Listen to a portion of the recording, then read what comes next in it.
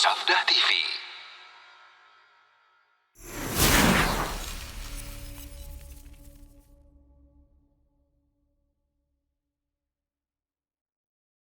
Kemudian yang ke-11, nah ini yang terakhir sepertinya. Sisa waktu kita akan diskusi dan tanya jawab ya. Karena lebih banyak manfaatnya kalau kita diskusi dan tanya jawab. Ini hanya mengenal saja. Berikutnya, anggota syirkah membeli aset syirkah dengan nilai buku. Nah, nilai buku aset tersebut atau nilai sertifikat saham. Misalkan ya kerjasama akan membeli alat dalam kerjasama ini. Nah akhirnya ya salah satu investor mengatakan kalau nanti barang-barang biar saya beli, ya. Nah kemudian di awal sudah disebutkan berapa belinya. Misalkan beli waktu mulai usaha dibeli dengan nilai 1 miliar. Kemudian di waktu kontrak itu juga langsung nanti setelah berjalan 1 tahun, ini alat ini kan kita dipakai lagi. Maka saya akan membelinya dengan harga 800 juta misalkan. Ya, di awal sudah disebutkan demikian, maka ini tidak boleh. Ini bisa menyebabkan investasinya haram. Nah makanya ya sukuk kita itu kontroversi. Karena dibeli lagi oleh pemerintah dengan nilai berapa?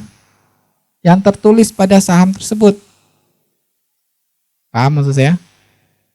Misalkan kita beli sukuk itu tertera di sana nilainya 5 juta. Ya, kita beli 5 juta. Setiap bulan kita dapat sewa istilahnya. Karena barang kita beli itu dipakai lagi oleh pemerintah. Jadi sukuk itu adalah gambaran dari aset yang dimiliki oleh pemerintah. Sampai di sini paham? Ya, dibikin seperti saham sertifikat.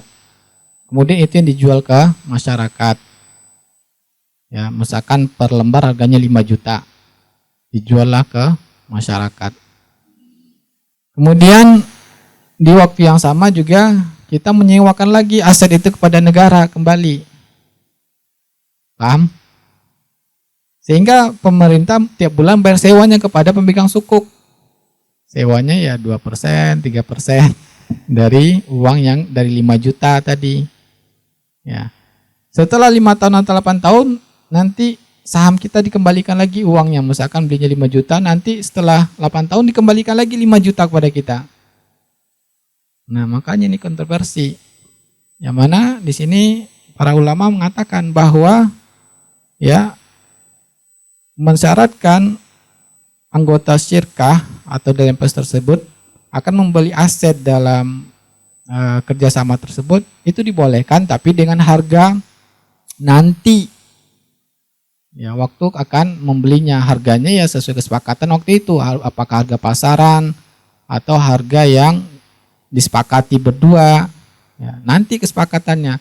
Tapi kalau disepakati dari awal maka ini bisa menyebabkan riba, karena dia sudah tahu uang modal saya terjamin berarti ini ya. Begitu kita beli sukuk 5 juta, wah tenang saya 5 juta saya pasti akan kembali 8 tahun lagi. Setiap bulan saya dapat 3%.